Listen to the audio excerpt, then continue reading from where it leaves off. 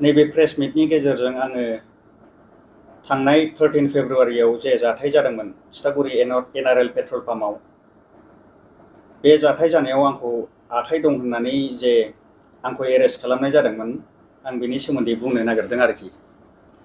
बे जाथाय जानाय समाव आं मानसियानो बङाइगावआवसो बिदिनो हरनि 11:30सिमसो दंखायोमोन आरोखि। आंहा बे खामानियाव आखाइ दंनि खुनु बाथ्रायानो फैया। बे समाव आंजों लोगोसे 10-12 जनसो मानसि दंखायोमोन, बिथांमोनानो उइटनेस दंजोबो आंजों। आरो बे केसआवनो सासे आंनि लोगोबाव फैलाव बसुमतारी बिथां आथियाबारि थिनालिनि बिथांखौबो दिखांनानै लकआपआव सोंलाय फिनलाय खालामबाय थादोंमोन आरोखि। ओमफ्राय बिथाङाबो बे केसआव जेबो लोब्बायानो गैखायामोन। बिथाङाबो बिदिनो 8थासिमसोआ रुमावनो लोगोफोरजोंनो ज' दंबाय थाखायोमोन आरोखि। खुनु बेहा बे केसआव जेबो लोब्बा गैयामोन आरोखि। ओमफ्राय बिनि उनाव जोंजों लोगोसे माखासे आदिबासिफोरबो हमजाफादों। आदिबासिफोरखौथ' आं जेलावसो लोगो मोनहैदों बिथांमोनखौ। बेहाबो बेसारा मिथिहैनायाव जों सिङाव जा गाव खोन्थानाय मथेब्ला गामियावनो हाबायावसो दंमोन नामा बिथाङा। हाबायाव बिदिनो हरनि 12ता-1टासिमसो हाबायावनो दंखायो जाहैबाय बिथाङा।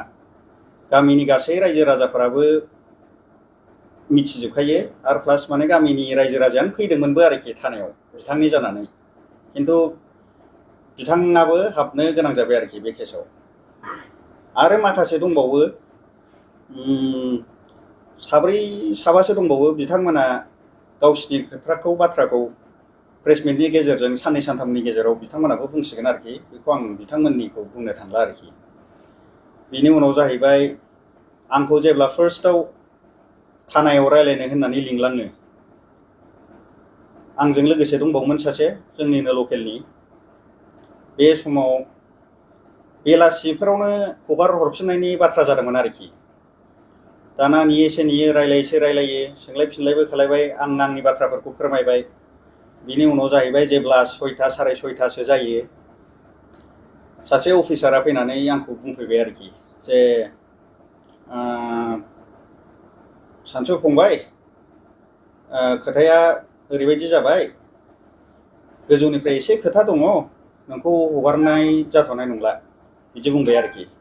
दाना बिनि उनावनो आं न'नि मानसिफोरनाव कल हरबाय आरो फैजोब्बाय बयबो, रायलायबाय माबाबाय। ओमफ्राय बिनि उनाव नेक्स्ट डे आरोखि, जोंखौथ' लकआपआव सोखाबाय।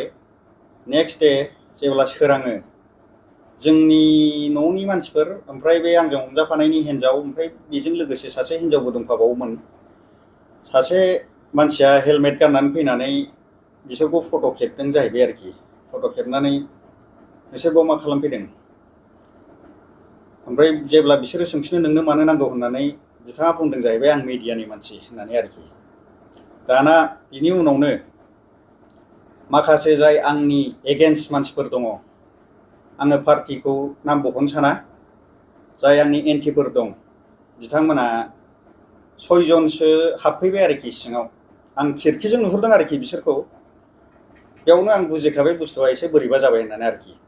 दाना बिनि उनाव बिथांमोना सोर सोरजों मा रायलायदों बेखौथ' आं बुस्थुखौ दा मिथिजोब्बाय।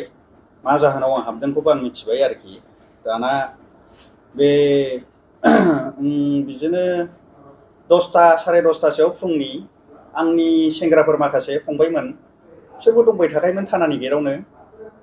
बिसोरबो आंनो लकआपआव खोन्थाफैबाय आरोखि जे उमुक मोनानो दंफैयो, एसे बोरैबासो जासिगोन नामा आदा केसा होननानै बुंफैबाय आरोखि।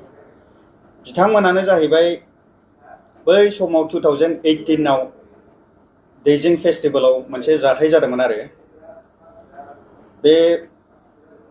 बे जाथाया जाहैबाय जोंनि माखासे लोगोफोरखौ बिथांमोना बुनानै हरदोंमोन आरोखि। जेबो दाय जायाखैमोन, ओरैनो बुना हरदों आरोखि बिथांमोना। बेहाय जों बिथांमोनखौ एसे पानिशमेन्ट होफिननाय जादोंमोन साननैसो उनाव लिंहरनानै। बेनिफ्रायनो बिथांमोना आंनि सायाव पार्सनेल ग्रास दं आरोखि। दा बिथांमोनखौ आं सानदों आंखौ बेफोरबायदि एरसन एरब्र'खौ खालामनाङामोन आरोखि। आंजों बिसोरो रायलायनो हायोमोन फेस टु फेस खिन्थु बिसोरनिनो आखाइ दंना एकदम कमप्लिट 100% आरोखि 61 जन दङ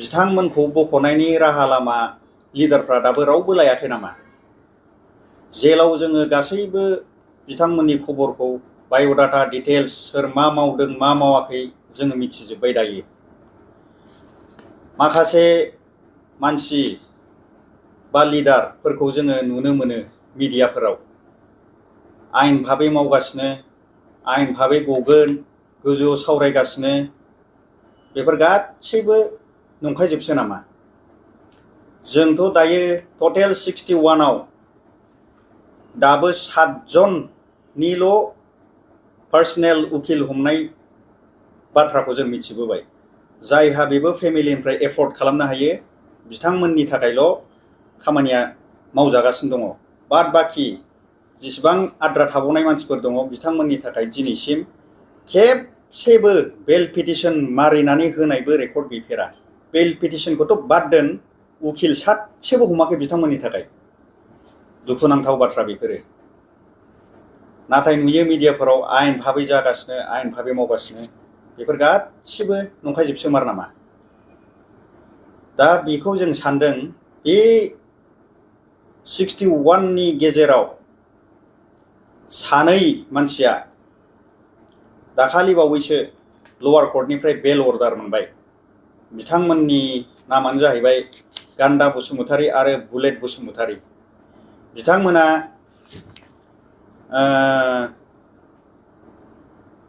2015 नि जानुवारि 10 ना 11 आव एरेस्ट जादोंमोन बिथांमोना आजि दिनै नै 8.5 बोसोर जाबाय जेलाव बिथांमोना गावसिनि दाय मावनाय साजाखौबो खाथिबाय बेल अर्डारबो मोनबाय नाथाय मानो दाबो रिलिज खालामा बिथांमोनखौ बेखौ आं कुइसन खालामनो सानदों माखासे लिडारफोरखौ बिथांमोना बेल मोनखांनानैबो जुदि गवाब्ला मा बुंनांगौ मा जागोन बेफोरजों बिथांमोना आंखौ बुंहैनो फोरमायहैनो थिनदों रायजोफोरनो जोंना बेल अर्डार जाबाय एसे रायजोफोरनो फोरमायहैदो होननानै आङो माखासे लिडारफोरखौ कुइसन खालामनो सानदों बे 61 जन एनडिएफबि बिथांमोन जाय जेलाव दं बिथांमोनखौ लानानै माबा पलिटिक्स गेलेनो सानदों नामा सोरबाया बेल मोनबाबो दिनै रिलिज जाया why what is the reason behind that मा जाहोना मा it is a question to all the leaders those who are working for their cases why are they still behind the bars even after getting bail order from the court whereas they have already spent 9 years in jail it's about to be a decade now but still they are not freed yet why